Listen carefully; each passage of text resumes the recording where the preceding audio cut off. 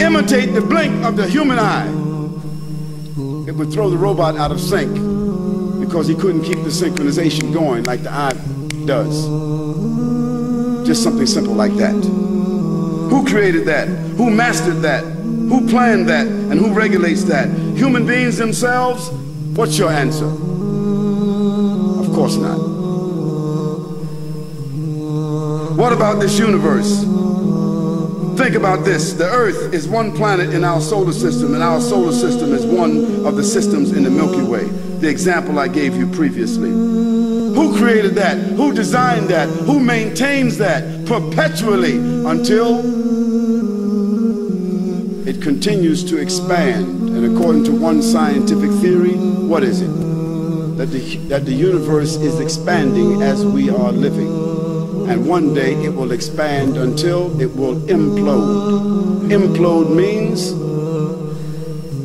it will explode from the inside, not from the outside, but cave in. Now this is a theory. We don't know, but we do know it is expanding.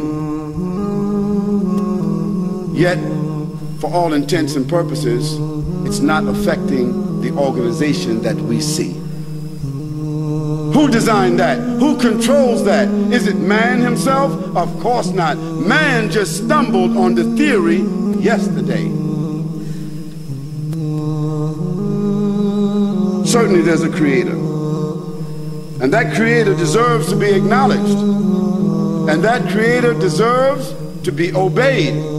Because that creator has the only one has the right to legislate and to adjudicate and to be for humans who have the highest intellect to conform to. And definitely that creator has no associates, and that creator has no comparisons.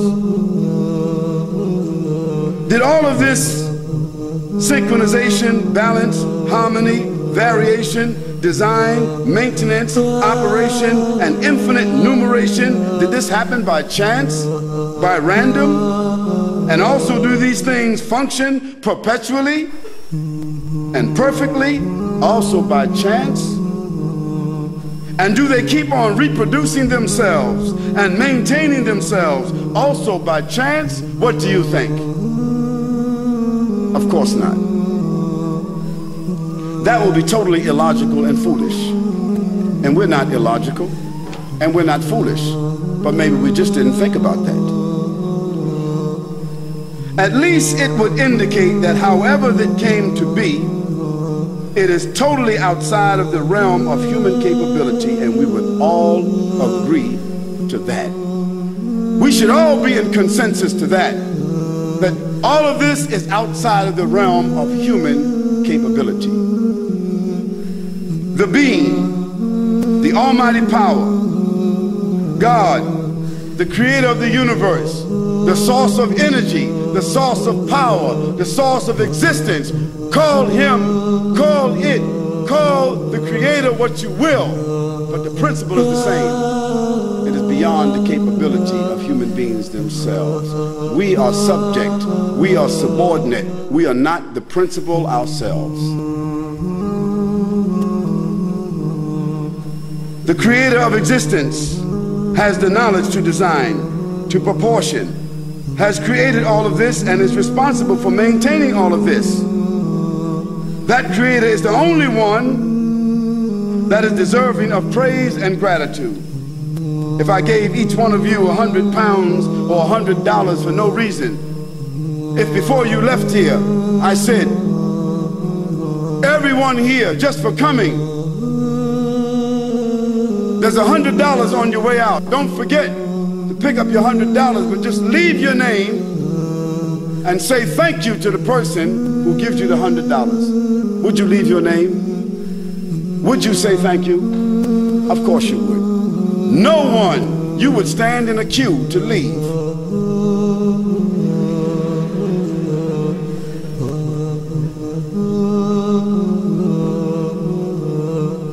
So I ask you, what about your eyes? What about your kidneys? What about your brain? What about your life? What about your breath?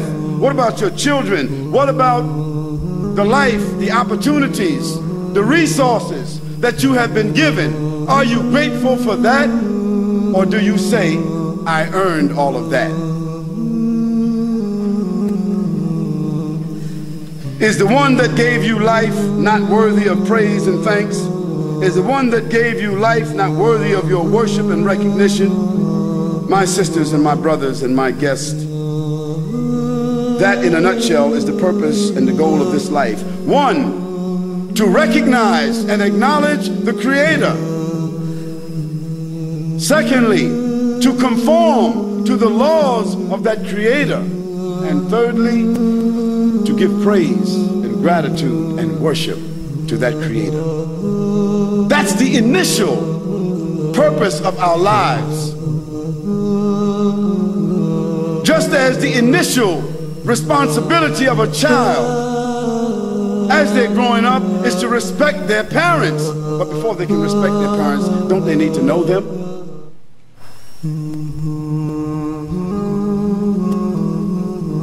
You know your parents.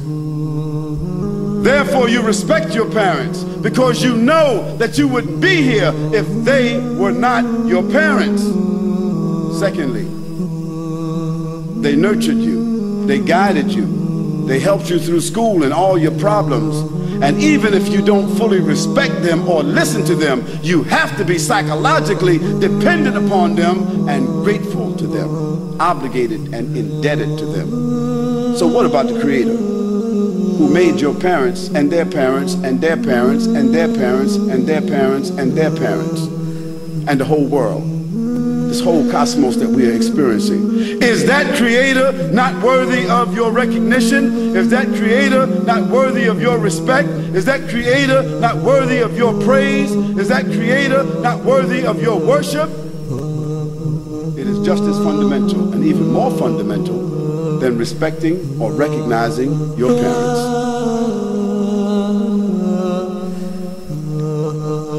That's the initial, primary, foundation, purpose of our lives. To come to recognize, appreciate Almighty God, the Creator, by scientific means, by dialectical means, through mathematical means, through worship, through reflection, any way you are able to come to the grips and come to grips with the fact that you yourself are not your own benefactor, but that you are benefiting from something which was given that you didn't even ask for. I don't think that anyone who considers themselves clever or scientific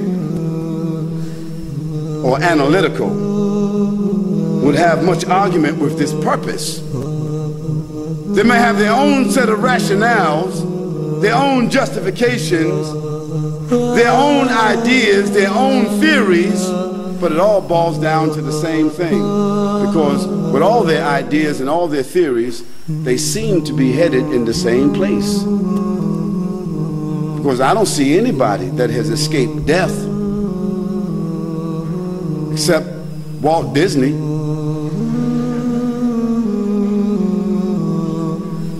At least they would have us to think that. Or Steven Spielberg, Hollywood or Charliewood or Bollywood. But the reality of life is that every day you wake up, you are closer to death. And that's what you need to think about. You're not closer to your objective. You're not closer to what you've been working for all your lives. You are closer to death, because that is the ultimate place that all of us are heading. From the womb to the tomb. That's it.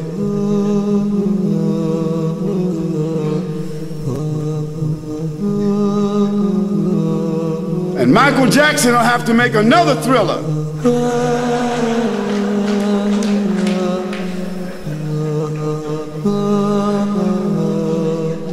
Brothers and sisters, This is something that you and I need to deal with seriously. We need to reconcile this issue. We need to resolve this issue. Don't let death sneak up on you because babies die. Adolescents die.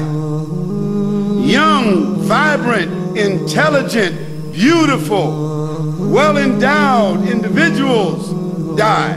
Arrogant people die. Even executioners die.